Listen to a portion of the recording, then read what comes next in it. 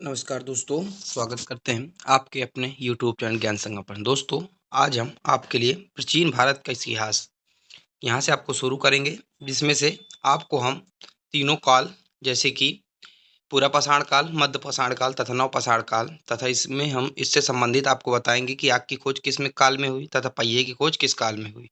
ठीक है, इसको हम आपको विस्तार से पढ़ाएंगे। इसके पहले हम मध्यकालीन इतिहास पूरा पढ़ा चुके हैं।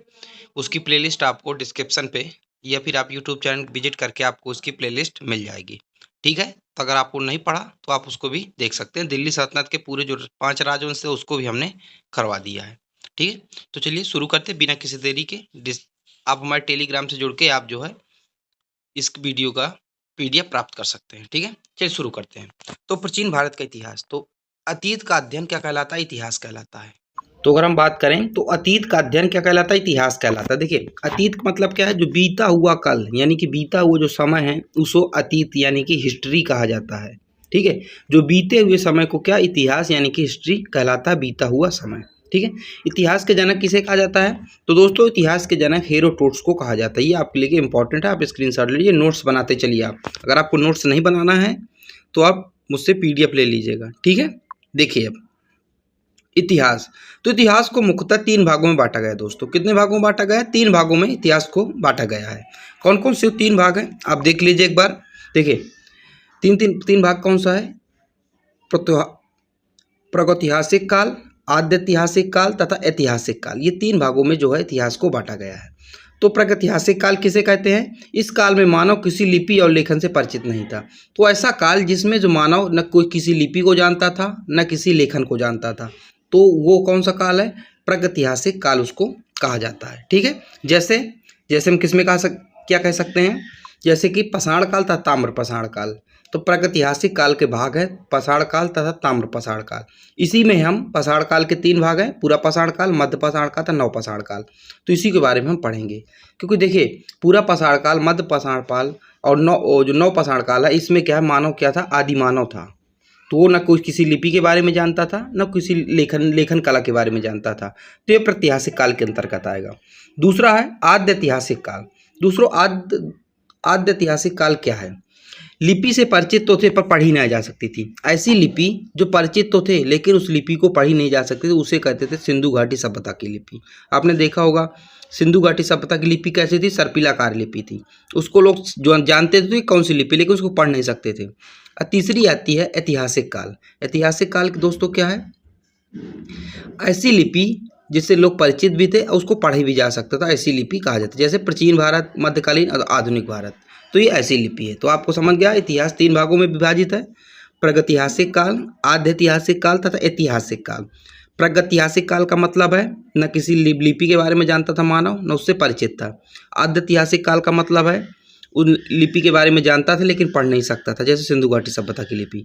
ऐतिहासिक काल लिपि के बारे में परिचित भी था तथा पढ़ भी सकता था। तो प्राचीन भारत हो गया, आधुनिक भारत, ऐसा हो गया। ठीक है, अब प्रागैतिहासिक काल, इसके बारे में हम यहाँ पर थोड़ा सा डिटेल से पढ़ेंगे। इसको पॉइंट को लेंगे। ठीक है, इसको देखिए, यहाँ पर पॉइंट को लेंगे।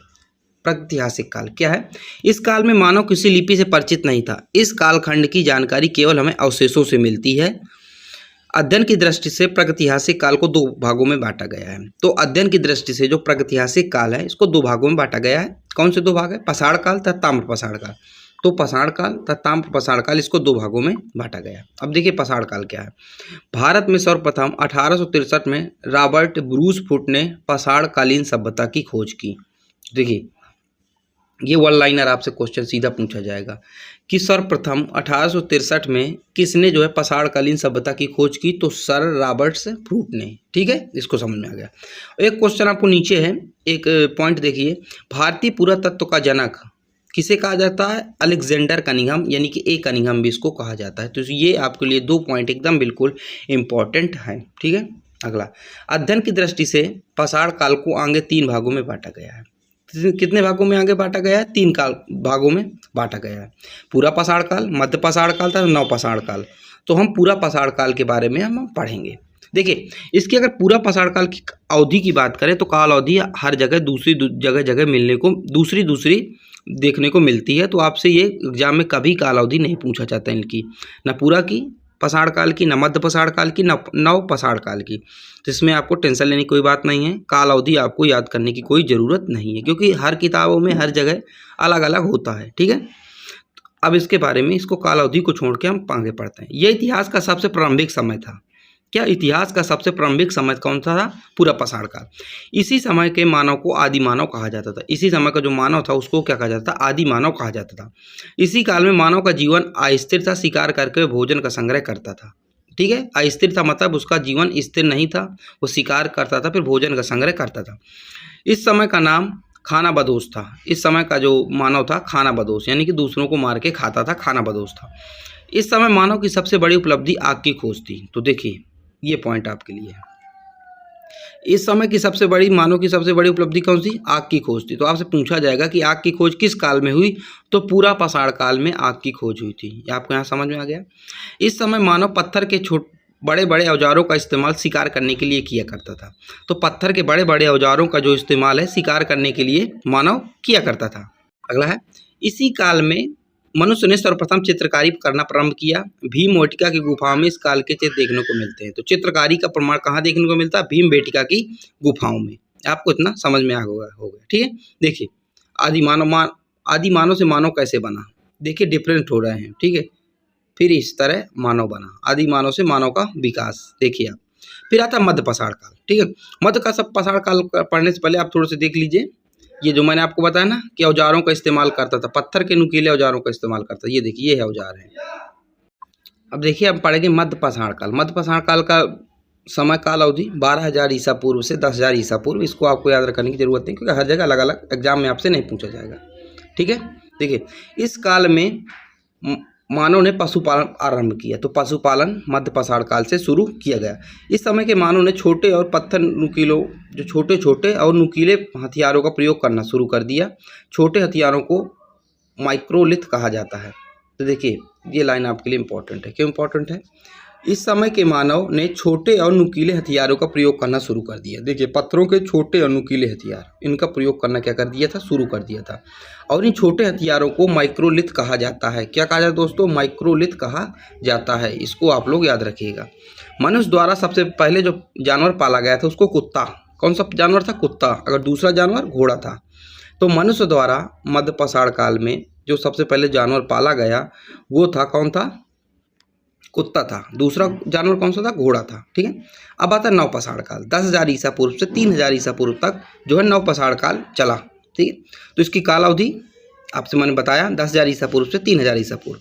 इस काल से मानव ने स्थायी आवास बना लिया। देखिए मैंने आपको ऊपर बताया था कि मानव जो उस समय क्या था? अस्थायी था। देखिए यहाँ मैंने बताया था ना, मानव इस समय क्या था? अस्थायी था। ठीक है, अस्थिर था, उसका जीवन अस्थिर था। लेकिन जो है नव पाषाण काल में मानव ने क्या कर लिया? घर बना लिया। तो उसका जीवन क्या हो गया? स्थिर हो गया, यानी कि उसका जीवन अब क्या हो गया? स्थायी हो गया। उसने क्या बना लिया? आवास बना लिया। तो उसका जीवन अब स्थायी बन गया। ठीक है, इस समय मनुष्य ने कृषि करना प्रारंभ कर दिया, साथ में विविध पशुपालन भी शुरू कर दिया। तो कृषि करना किस में प्रारंभ किया? नव पाषाण काल में। ठीक है, पहिए की खोज भी इसी मनुष्य काल में हुई थी। ठीक है, तो पहिए की खोज जो है मनुष्य ने नव पाषाण काल में ही किया था। आपको इतना याद रखना है, पहिए खोज किस काल में हुई थी? नव पाषाण काल में हुई थी। एक वन लाइनर क्वेश्चन है, पूछा जाएगा आपसे। ठीक है, अब आता है हमारा ताम्र पाषाण काल। नव पाषाण काल के आखिरी समय में ही ताम्र पाषाण की युग की शुरुआत हो गई थी। तो जो नव पाषाण का आखिरी समय था उस समय ताम्र पाषाण काल की उसकी शुरुआत हो गई थी। इस समय मानव ने तांबे की खोज कर ली थी। किसकी खोज कर ली थी? तांबे की खोज कर ली थी। तो किस धातु की खोज की गई थी मानव द्वारा? सर्वप्रथम तांबे की धातु की खोज की गई थी। ठीक है, इस काल में मनुष्य ने पत्थरों के साथ तांबे के उपकरणों का उपयोग करना भी शुरू कर दिया। चूंकि देखिए तांबे की खोज कर लिए, तो पत्थरों के साथ उन्होंने तांबे का भी जो आइटम बनाना, कुछ भी उपयोग करना उन्होंने आदि मानव ने शुरू कर दिया था। अब देखिए कुछ महत्वपूर्ण तथ्य हैं जो आपके लिए जरूरी है। पहला हमारा तथ्य है कि सबसे पहले मनुष्य ने कौन सा पालतू जानवर पाला? कुत्ता। दूसरा घोड़ा। सबसे पहले मनुष्य ने कौन सी धातु की खोज की? तो तांबा की खोज की। सबसे पहले चावल के प्रमाण कहाँ मिले? तो कोल्डियावा कहाँ? उत्तर प्रदेश में एक जगह है। तो सबसे पहले वहाँ चावल के प्रमाण मिले। मनुष्य ने पहली कृषि कहाँ प्रारंभ की? तो मेहरगढ़। कहाँ है? बलूचिस्तान। ठीक है, वहाँ पहली कृषि प्रारंभ की थी। सबसे पहले मनुष्य ने जौ और गेहूँ की खेती की। तो मनुष्य ने सबसे पहले जौ और खेती की क्या है? जौ और गेहूं की जो है खेती की थी। भीमबेटिका जो उनकी मध्य प्रदेश की गुफाओं में मनुष्य द्वारा बनाए गए सबसे पहले शैल चित्रों का प्रमाण मिलता है। तो जो भीमबेटिका मैंने बताया था, मनुष्य क्या करते थे, चित्र बनाते थे, चित्रकारी करते थे, ठीक है। तो वहाँ पे मिलता है प्रमाण। कहाँ मिलता है? भीमबेटिका मध्य प्रदेश में है जो कि ये जगह, तो शैल चित्रों का प्रमाण मिलता है, ठीक है। तो मैंने आपको दोस्तों प्राचीन भारत के इतिहास में पूरा करवा दिया। अब हमारा अगला टॉपिक रहेगा सिंधु घाटी सभ्यता आद्य ऐतिहासिक काल का, ठीक है। इसके बाद ऐतिहासिक काल हम करवाएंगे। तो हमने ये जो आपके लिए पीडीओ पढ़ाना शुरू कर दिया है, ठीक है। इतिहास का चैप्टर वाइज चैप्टर हम लोग को पूरा आपको करवाएंगे। तो अगला हमारा टॉपिक रहेगा सिंधु घाटी सभ्यता, ठीक है। अगर आपको कोई डाउट है तो अब ये हमारा व्हाट्सएप नंबर है, आप इस पर मैसेज करके भी जुड़ सकते हैं, ठीक है।